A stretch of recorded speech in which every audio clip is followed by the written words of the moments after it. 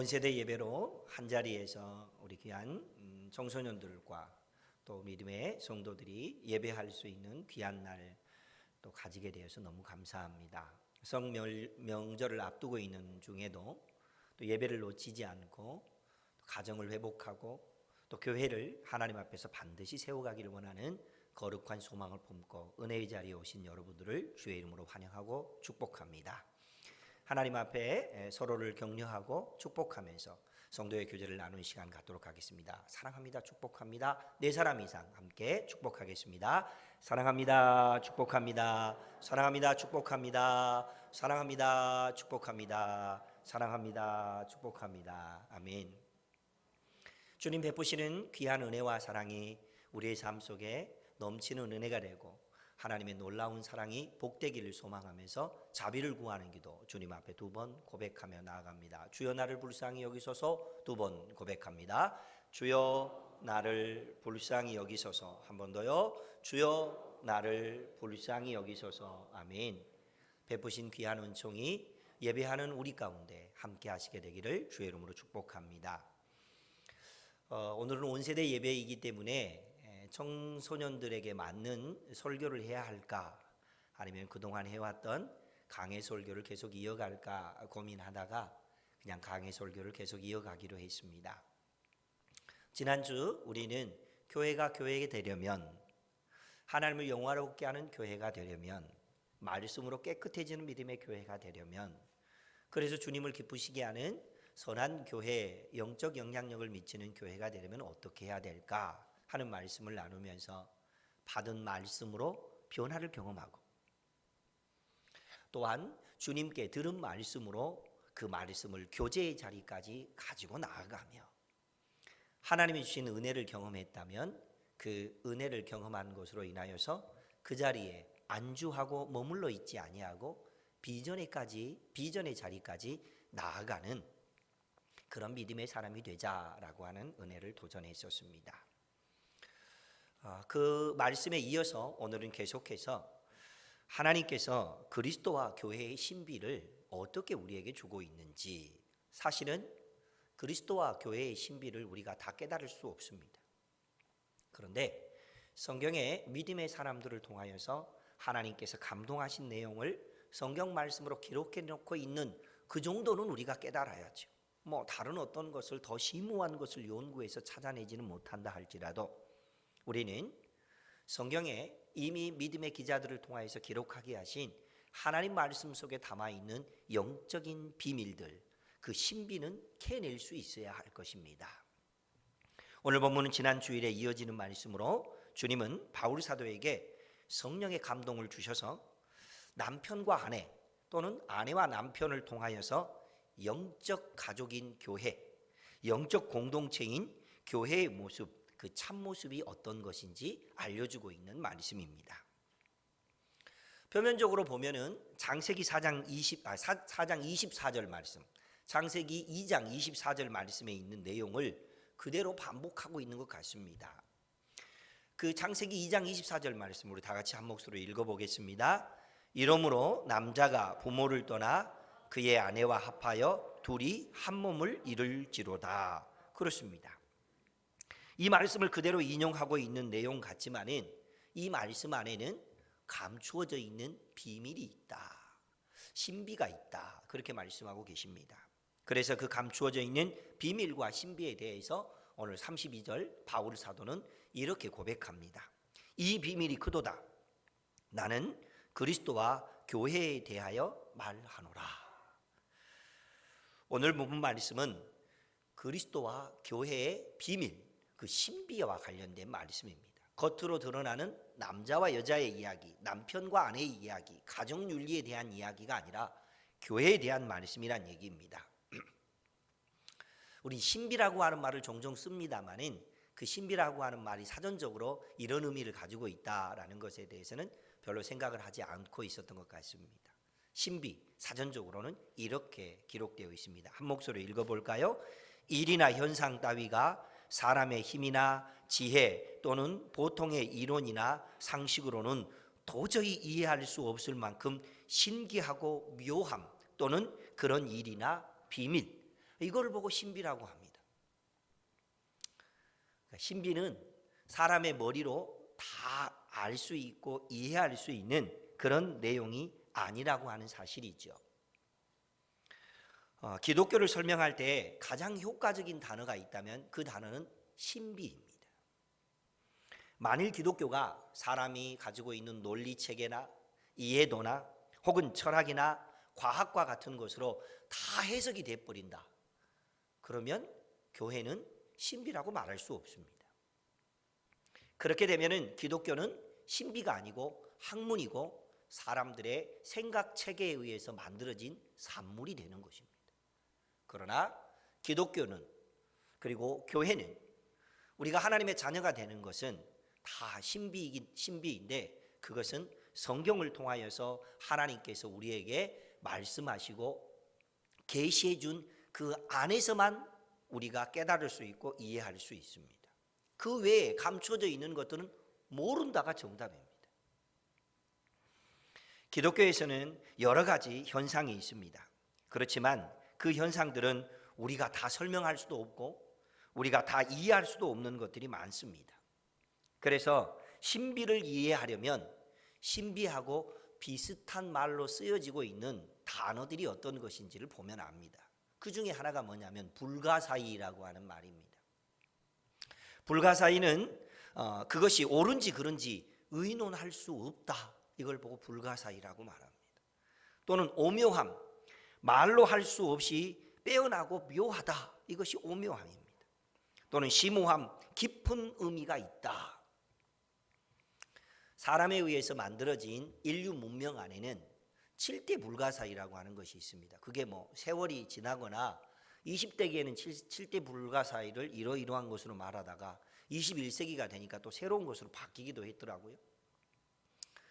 근데 그때마다 늘 언급되고 있는 것이 중국의 만리장성이나 이집트의 기자의 피라미드나 이런 것을 보고 불가사의다, 그렇게 말합니다.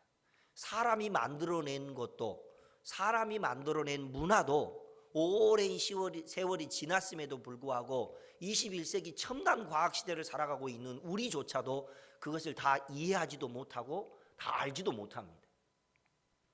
하물며 하나님께서 우리에게 말씀하고 있는 하나님의 일들을 어떻게 우리가 다 알겠습니까?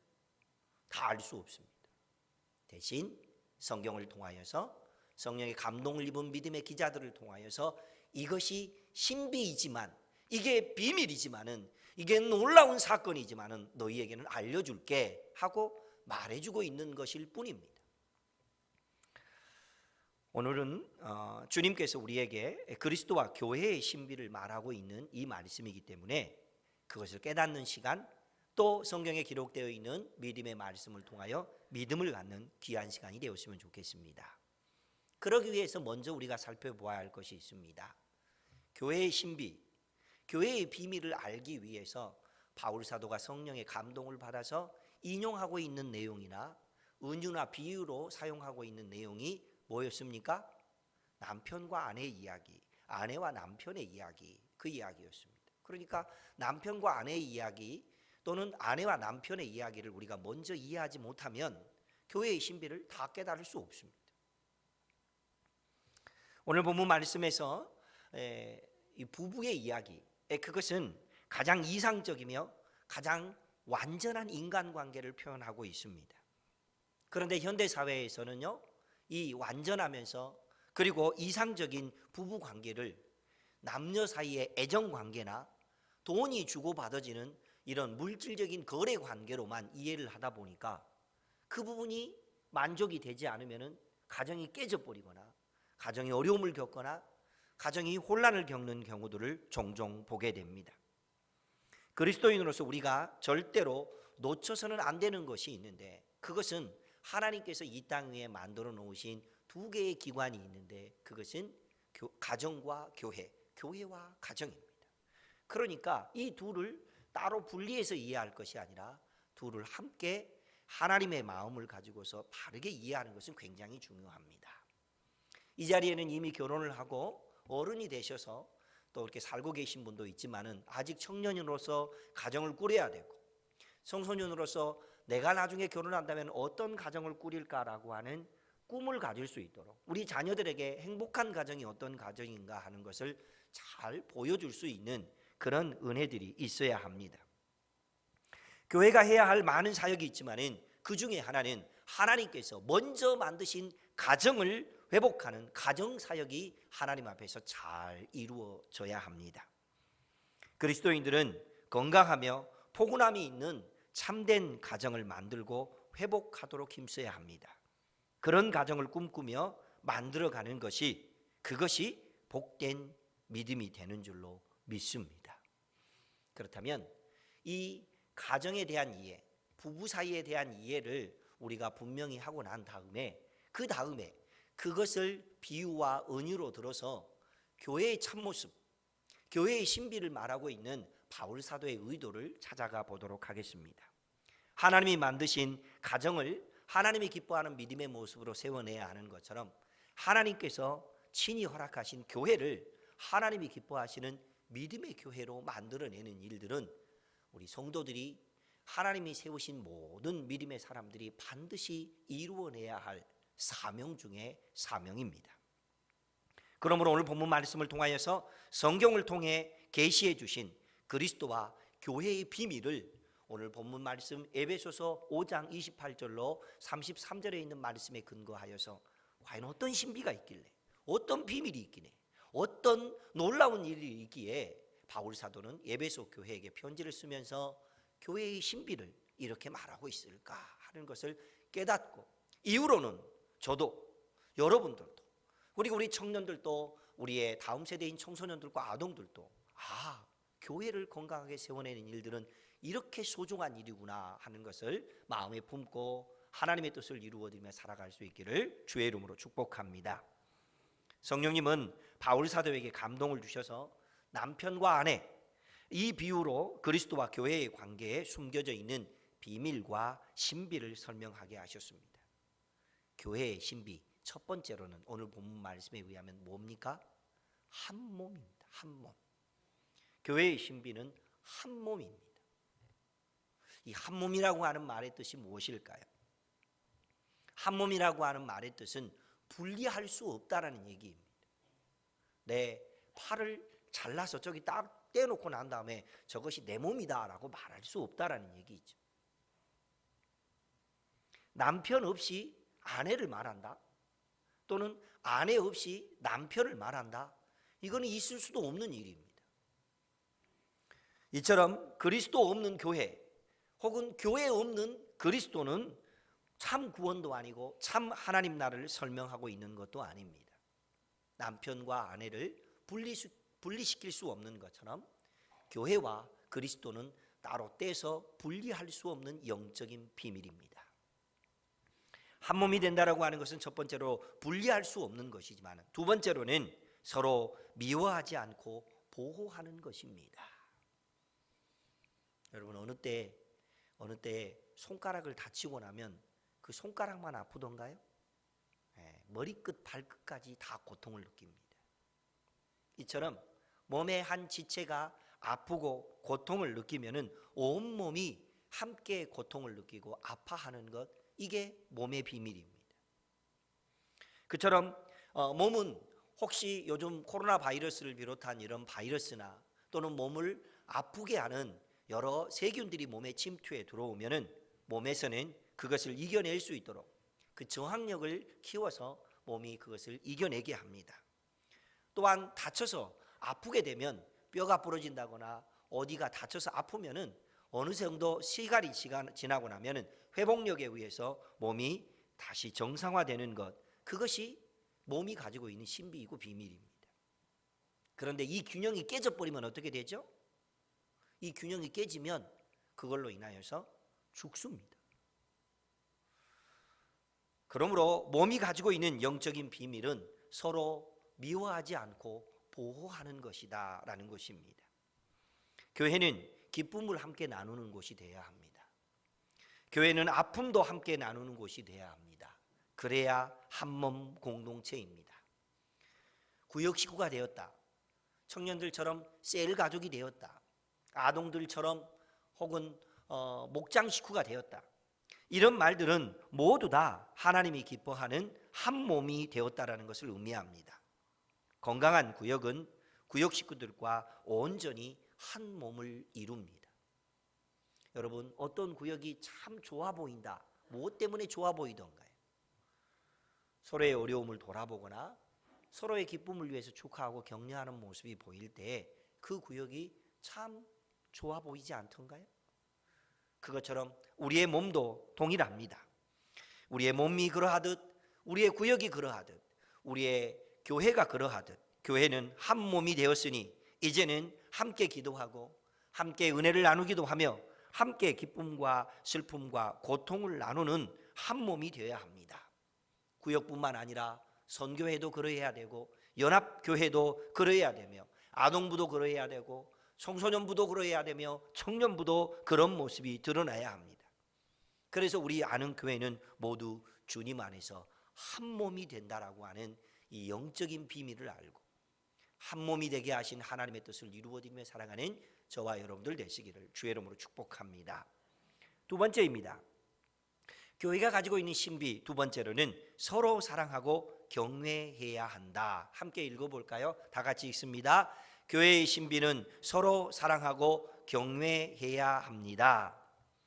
바울 사도가 그리스도와 교회의 관계를 신비로 설명하기 위해서 든 비유 또는 그 은유의 조건이 남편과 아내에 대한 내용이었습니다. 그런데 이게 남편만 아내를 사랑해라 라는 것도 아니었고 아내만 남편을 사랑해라도 아니고 서로 사랑하고 서로 경외해라 라는 말입니다. 서로 사랑한다는 말이 어떤 뜻인지는 뭐 대충 다 알 수 있습니다. 그럼 서로 경외한다는 얘기는 무슨 뜻일까요? 서로 경외한다는 얘기는 마치 뭐 임금님이 앞으로 이렇게 지나가시면 아이고 임금님 이렇게 하라는 얘기입니까? 그건 아닙니다. 여기서 말하는 경외한다는 뜻은 권위를 인정해 준다는 얘기입니다. 남편이 아내의 권위를 인정해 주고 아내가 남편의 권위를 인정해 주고 부모가 자녀의 권위를 인정해 주고 자녀들이 부모의 권위를 인정해 주는 이런 관계가 되었을 때에 그것이 서로 사랑하는 것 그리고 서로 경외하는 모습입니다. 남편이 아내를 사랑하고 아내가 남편을 경외하라고 하는 이 말씀은 말씀드렸던 것처럼 상호작용입니다. 함께 하는 것이지 혼자만 하는 것이 아닙니다. 희생을 강요하는 그런 것이 아니었습니다. 이때 서로는 그리스도를 사랑하듯 사랑하는 것이고 그리스도를 경외하듯 경외해야 합니다. 우리가 남편으로서 아내를 사랑할 때 그리스도를 사랑하듯이 남편으로서 아내를 사랑하되 그리스도를 경외하듯이 역시 아내 역시 마찬가지이고 부모 역시 자녀를 상대로 해서 마찬가지고 자녀 역시 부모를 상대로 해서 우리가 예수님을 사랑하는 그 마음으로 사랑하고 예수님을 사랑하는 그 마음으로 경외하며 예수님을 그렇게 존중하고 인정해 주는 것처럼 그렇게 그 권위를 인정하고 하나님의 뜻을 이루어낼 때 그때 놀라운 일들이 있게 됩니다. 그렇다면 제가 이런 질문을 한번 던져보겠습니다. 우리는 왜 그리스도를 사랑하고 존경해야 합니까? 우리는 왜 예수님을 사랑하고 존경해야 하죠? 청소년 여러분, 우리는 왜 예수님을 사랑하고 존경해야 합니까? 그냥 어렸을 때부터 그렇게 하라고 하니까 그냥 해온 것일 뿐이지 왜 해야 하는지에 대해서 질문을 던져본 적도 없고 그리고 그 질문에 대해서 하나님의 신 감동을 따라서 삶으로 실천하는 것이 없으면은 진정한 하나님을 경험할 수 없습니다. 오늘 아침에 우리 교육자들은 먼저 와서 경건회를 했습니다. 시편 18편에 있는 말씀을 함께 읽고 묵상하고 그리고 은혜를 나누었습니다. 시편 18편 어떤 말씀이죠? 나의 힘이신 여호와여 내가 주님을 사랑합니다 라고 시작하는 말씀입니다. 그리고 그 안에는 주님은 나의 산성이 되기도 하시고 바위가 되기도 하시고 뭐 반석이 되기도 하시고 나의 힘이 되신다 이런 말씀들이 기록되어 있습니다. 그리스도인으로 살아가는 신앙인의 삶 속에서 구체적인 하나님과의 관계가 분명하지 않으면은 내가 왜 교회를 다녀야 되고 내가 왜 예수님을 존경해야 되며 내가 왜 예수님을 사랑해야 되는지 그 관계를 명확하게 규명하지 않은 채 억지로 하라고 그러니까, 아니 엄마의 하나님이지 내 하나님은 아니잖아요. 아빠가 믿는 하나님이지 내 하나님인 적은 없었잖아요. 이렇게 말하면 뭐라고 대답해야 됩니까? 우리는 까불고 있어 이렇게 말하면 됩니까? 그렇게 하면 안 되잖아요.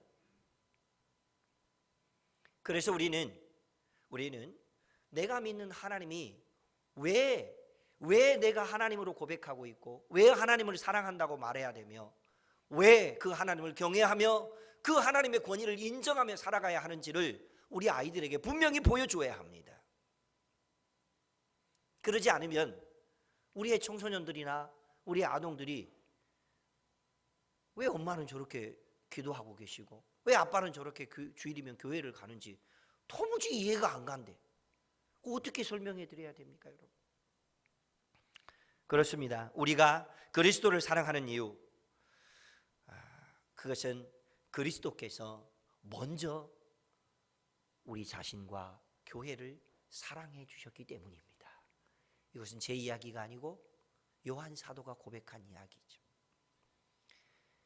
예수님이 먼저 우리를 사랑해 주셨기 때문에 우리도 주님을 사랑하는 것입니다.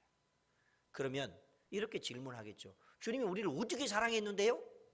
이렇게 질문을 하겠죠. 주님이 우리를 어떻게 사랑해 주셨죠? 자, 고개를 드시고 고개 들어 나를 봐요. 슬퍼하지 마세요. 왜 아니 주님은 어떻게 우리를 사랑해 주셨냐고요. 주님께서 우리를 사랑해 주신 그 모습은 성경에 이렇게 기록되어 있습니다. 그리스도께서는 교회를 자기 비움과 자기 희생으로 사랑하셨다. 너무 고차원적인 이야기죠. 그리스도께서는 자기 비움과 자기 희생으로 우리를 사랑해 주셨습니다. 여기서 말하는 자기 비움이라고 하는 것은 하늘 보좌를 버리시고 우리를 위해서 인간의 몸으로 오신 것을 말하는 것입니다. 이것을 어려운 말로는 성육신이라고 하고 영어로는 인카네이션이라고 말합니다. 여러분, 언젠가 제가 새벽 설교 시간에 그런 말씀을 드린 적이 있었습니다마는 한 소년이 초등학교 5학년 정도 되는 한 소년이 예수님 복음을 만나게 되었습니다. 선교사를 통하여서 예수님 복음을 만났는데 그 예수님을 믿으면 구원을 얻는다 그러니까 생 거짓말 같은 소리라고 생각하면서 집을 가고 있었습니다. 그런데 자기 집을 가는 중에 밭을 갈고 있는 아버지께서 서로 밭을 쟁기질을 하면서 갈고 있었습니다. 그래서 아빠가 일하고 있는 곳에서 아무 생각 없이 앉아서 발로 툭툭 흙을 차면서 놀고 있었는데 바로 그 앞에 개미 굴이 있어서 개미들이 파글파글 개미들이 막 있는 거예요. 바로 옆에 아빠가 쟁기질을 한번 뒤집어 엎으면 난리가 날 텐데 모르고 그냥 거기서 그렇게 있는 거예요. 그래서 그 개미들을 향해서 외쳤습니다. 개미들아! 우리 아빠가 곧 쟁기질하러 온다니까! 아무리 외쳐도 개미들이 알아듣습니까? 못 알아듣습니까? 알아들을 방법이 없어요. 근데 방금 전에 전도자를 만나서 들은 이야기가 생각났습니다. 우리가 하나님의 사랑을 깨닫지 못하니까 예수님이 하늘 보좌를 버리시고 하나님의 음성을 들려주기 위해서 인간이 되어 오셨단다. 그 사실을 그곳에서 깨닫고 난 다음에 아까 그 전도자를 만났던 자리로 뛰어간 거예요. 방금 전에 있었던 여차여차해서 이케 좋게 욕게 된 이야기를 하면서 아까 말했던 선교사님이 이야기했던 그 말을 듣고 가면서 저는 이렇게 생각하고 있었습니다. 쌩 거짓말하고 있네 하고 생각하고 가고 있었는데 내가 알아들을 수 있도록 하나님 나라의 비밀을 성육신하신 예수님을 통해서 우리에게 알려주셨고 그 비밀을 선교사님을 통해서 다시 듣게 해주신 이 은혜를 생각하니까 너무 놀라운 은혜라고 말했습니다. 초등학교 5학년짜리가. 사랑하는 성도 여러분, 우리가 알아들을 수 없으니 우리가 하나님의 비밀을 깨달을 수 없으니 성경을 통하여 하나님의 감동을 입은 믿음의 기자들을 통하여서 우리에게 하나님의 비밀을 이렇게 알려주고 있습니다. 이것이 성육신 하신 하나님께서 자기를 비우심으로 우리 가운데 오신 영적인 비밀입니다. 두 번째, 자기 희생입니다. 감 잡으셨죠? 뭐죠? 내가 죽어야 되는데, 내 죄 때문에 내가 죽어야 되는데 우리 주님께서 대신 십자가에 못 박혀 죽으시면서 내 죄를 위한 희생양이 되어주셨다라고 하는 사실입니다. 이것이 자기 희생입니다. 우리 같으면 내가 개미가 되어서 가라고 하면 가겠습니까? 우리 같으면 저 개미 한 마리를 위해서 네가 죽으라 하면 죽겠습니까? 택도 없는 소리잖아요. 그런데 우리 주님께서는 그렇게 자기를 비우시고 자기를 희생하심으로 우리에게 성육신과 어린 양이 되어주시는 은혜를 통하여서 우리에게 은혜를 베풀어 주셨는데, 이렇게 우리 한 사람을 사랑하신 사랑과 교회를 사랑하신 사랑을 보고 이렇게 말하죠. 아가페 사랑이라고 말합니다. 친구들끼리 아름다운 우정을 가지고 있는 그 사랑을 보고 필리오 또는 필레오라고 하는 사랑으로 표현합니다. 남자와 여자가 사랑하는 그 애정 관계를 말할 때 에로스라고 말합니다. 필레오나 에로스로 도저히 담아낼 수도 없고 도저히 품어낼 수도 없는 사랑인 아가페 사랑을 통하여서 우리 주님께서 우리를 사랑해 주셨습니다. 그러니 우리는 당연히 그 주님을 사랑해야 하는 겁니다. 사랑하는 청소년분들, 우리가 왜 예수님을 사랑해야 되는지 아시겠죠? 우리가 왜 교회를 그렇게 소중하게 여겨야 되는지도 알겠죠? 그렇습니다. 오늘 본문 말씀을 통해서 우리가 구체적으로 그러면은 이렇게 한 몸이 되어서 그것은 나눌 수 없다고 말하며 한 몸이기 때문에 서로 보호해야 한다는 말씀을 받았습니다. 그리고 서로 사랑하고 경외하되 그리스도께서 우리를 사랑하시는 그 사랑을 알고 우리도 그렇게 사랑해야 된다라고 하는 말씀을 나눴습니다. 그렇다면 이 말씀을 구체적으로 우리의 삶 속에 어떻게 적용할 수 있을까요? 그리스도와 교회의 신비를 부부관계로 설명하고 있는 것이 오늘 본문 말씀이었습니다. 그런데 당시에 바울 사도는 AD 62년경 로마 감옥의 옥중에서 옥살이를 하고 있었던 사람이었습니다. 그는 첫 편지 수신자인 에베소 교회 사람들을 향하여 이 편지를 쓰면서 남편과 아내의 관계를 통하여 그리스도와 교회의 관계를 신비로 표현하면서 성령의 감동을 받은 모습으로 그렇게 알려주고 있습니다. 그래서 처음 이 에베소서를 읽었던 사람들을 보고 우리는 성경의 원독자 그렇게 말합니다. 그러면은 지금 우리는 누구예요? 지금 우리가 이 말씀을 읽고 있으니까 우리는 현독자입니다. 그럼 바울 사도가 원독자들에게나 현독자들에게나 앞으로 성경을 읽게 될 미래 독자들에게 남편과 아내의 관계를 통하여서 교회의 신비와 비밀을 알려주고 있었는데 왜 그랬대요? 사랑하는 딸 세이야, 왜 그랬을까? 글쎄요, 내가 안 그랬는데 왜 나한테 그러세요? 왜 우리 주님께서는 사도 바울에게 옥중에 있는 그에게 성령의 감동을 받아서 성도 한 사람과 교회에게 편지를 써서 그 말씀을 읽게 될 현독자이든 그리고 원독자이든 미래 독자이든 이 믿음의 성경을 읽게 될 사람들에게 왜 이렇게 하나님의 감동을 통한 하나님의 말씀과 신비와 비밀을 적어서 읽히게 하고 있을까요? 그 이유가 뭘까요?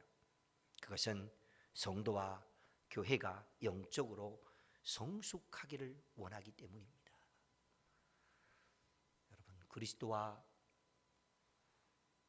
성도와의 관계, 그리스도와 교회의 관계, 하나님께서 우리에게 말씀하고 있는 이 영적인 비밀을 통해서 우리에게 알려주고 있는 것은 우리가 날마다 성숙해지는 것이었습니다. 사랑하는 성도 여러분, 하나님께서 우리에게 교회를 주신 이유는 우리가 영성 공동체로서 한 몸이 되는 것이다 말씀을 나누었습니다. 믿음의 공동체로서 한 몸이 되어 서로 보호하고 사랑해지면서 성숙해지기 위함, 이것이 하나님께서 우리에게 교회를 주신 이유입니다. 이게 만약에 이게 아닌 다른 방법으로 우리가 성숙해질 수 있는 방법이 있다면 주님께서는 우리에게 교회를 주실 이유가 없습니다. 만약에 혹자들 어떤 사람들처럼 산속의 깊은 곳에 가서 혼자 늘 성경을 읽고 혼자 기도만 해서 내가 성숙해질 수 있다면 주님께서는 우리에게 교회를 주실 이유가 없습니다. 교회를 통해서만 진정한 한 몸을 이루고 교회를 통해서만 서로 사랑하는 법을 배우며 교회를 통해서만 하나님이 기뻐하시는 영적 성숙을 이루어낼 수 있는 방법이 있기 때문에 하나님께서 우리에게 교회를 허락하셨다고 하는 뜻입니다.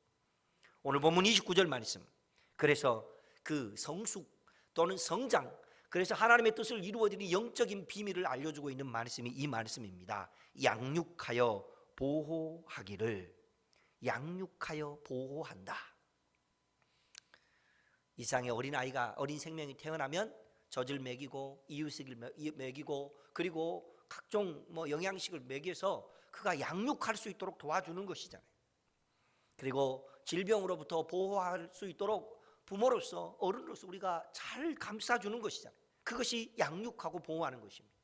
교회 안에서 이런 일들이 일어나야 되는데 이 양육하여 보호하기를 이 말로 우리 말로는 이렇게 번역이 되어 있는데 헬라어 원문에 보니까 이 말이 이렇게 기록되어 있네요. 함께 읽어봅니다. 시작. 성숙하기까지 따뜻하게 감싼다. 성숙하기까지 따뜻하게 감싼다. 이미지가, 어떤 이미지가 떠오르십니까?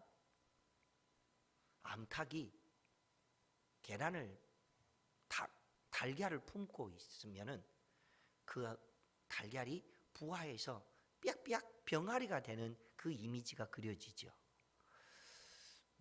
자타가 공인해서 우리 동두천에 최고의 양계업자가 여기 뒤에 앉아 계십니다.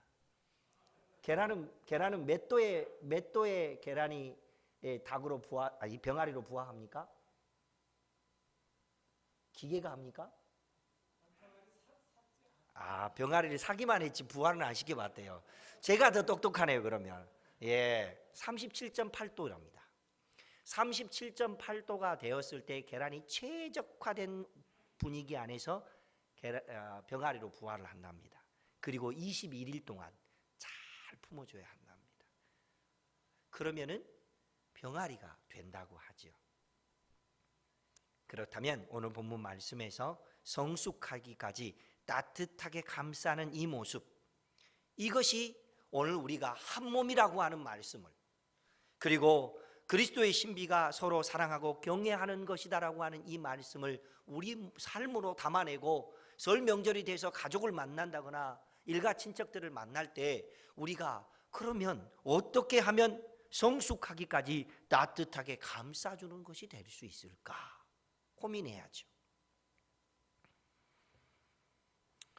섬김이 우리 가운데서 분명한 실천이 되어질 때 그때 계란 안에서 병아리가 나오는 것처럼 생명이 나오는 놀라운 역사가 일어납니다. 감싸야 할 사람을 따뜻하게 감싸줄 수 있는 사람이 되어야 합니다. 감싸줘야 될 상황을 품고 따뜻하게 해줄 수 있는 사람들이 필요합니다. 말은 굉장히 좋은 말이잖아요. 감싸줘야 할 사람을 따뜻하게 감싸줘야 합니다. 감싸줘야 할 상황을 따뜻하게 감싸줘야 합니다. 말은 굉장히 좋은 말입니다. 그런데 우리의 실생활 속에서 감싸줘야 할 사람이 생기면 우리는 어떻게 하죠? 지적질하거나 비난하잖아요. 감싸줘야 될 상황이 있으면은 우리는 어떻게 하죠? 소문을 퍼뜨리잖아요. 주님께서 교회의 신비를 말씀하시면서 한 몸이 되어야 한다. 여러분의 수치스러운 몸의 어떤 부분을 막 내놓고 자랑하고 다니는 사람이 있습니까? 우리는 감싸줘야 합니다. 그것도 따뜻하게 감싸줘야 합니다. 저는 전라남도 신안에서 태어난 사람입니다. 전라남도 사람들은 어떤 상황이 되었을 때 따뜻하고 흐뭇한 일이 있거나 만족스러운 어떤 일들이 생겼을 때 누군가가 굉장히 추운데 손을 한번 따뜻하게 잡아주는 상황을 보고 이렇게 말합니다. 뽀따시. 뭐라고요? 뽀따시. 우리는 누군가의 허물과 약한 모습이 보일 때 뽀따시 사랑해 줘야 합니다. 어떤 상황이 내가 감싸야 될 상황이 되어질 때 뽀따시 감싸줄 수 있는 상황이 돼야 됩니다. 이것이 하나님의 교회가 한 몸이 되는 모습이고 부부가 한 몸이 되는 모습이며 이 영적인 신비와 비밀 속에 감춰져 있는 하나님이 우리에게 허락하시는 감싸주는 데 뽀따시 감싸주는 것. 성숙하기까지 따뜻하게 감싸주는 이 모습이 하나님께서 우리에게 주시고 있는 영적인 도전입니다. 사랑하는 성도 여러분, 우리의 자녀들이 어릴 적에 품 안에 있을 때 얼마만큼 뽀따하게 안아주셨던가요? 그것처럼 누군가의 성장과 성숙을 위해서, 그리고 그를 통하여서 한 몸이 되고 하나님이 기뻐하는 건강한 가정을 이루고 하나님이 기뻐하는 건강한 교회를 이루기 위해서 우리가 함께 감싸되 따뜻하게 감싸줄 수 있는 그런 믿음으로 이번 설 명절을 보내시고, 그리고 우리의 남은 생애를 통하여 하나님의 교회를 그렇게 세워낼 수 있는 복 있는 인생들 되시기를 주의 이름으로 축복합니다. 우리 서로 성숙을 위해서 보호하고 사랑하되 가족을 그리고 교회의 식구들을 감싸주되 뽀따한 마음으로 감싸줄 수 있는 복 있는 인생들 되어서 우리를 통하여 가정이 회복되어지고 우리를 통하여 교회가 다시 한번 부흥을 경험하여 하나님의 영광을 높이는 복 있는 인생들 되어질 수 있도록 함께 힘을 모아 주의 뜻을 이루어지며 살아갈 수 있기를 주의 이름으로 축복합니다. 주신 약속의 말씀을 붙들고 함께 기도해야 될 기도 제목 2가지 함께 읽고 기도하는 시간 갖겠습니다. 함께 읽습니다. 건강한 가정과 교회를 만들어갈 충성스러운 제자가 되게 하옵소서. 누가? 각 사람이. 2번째 함께 읽습니다. 섬기고 감싸주면서 영혼 구원과 성숙을 맛보는 명절 되게 하옵소서. 하나님, 뽀따시 감싸주어서 누군가의 성숙을 이루어내고 그 감싸줌을 통하여 하나님이 기뻐하는 영적인 신비와 비밀을 알아서 살아갈 때에 그 가운데 진정한 치유와 회복과 함께 하시는 은혜가 넘쳐나게 해주십시오. 함께 기도하며 주님 앞에 나아가겠습니다. 우리 다 같이 주님 앞에 주의 이름을 한번 간절히 부르면서 2분 정도 함께 기도하겠습니다. 기도드립니다. 주여.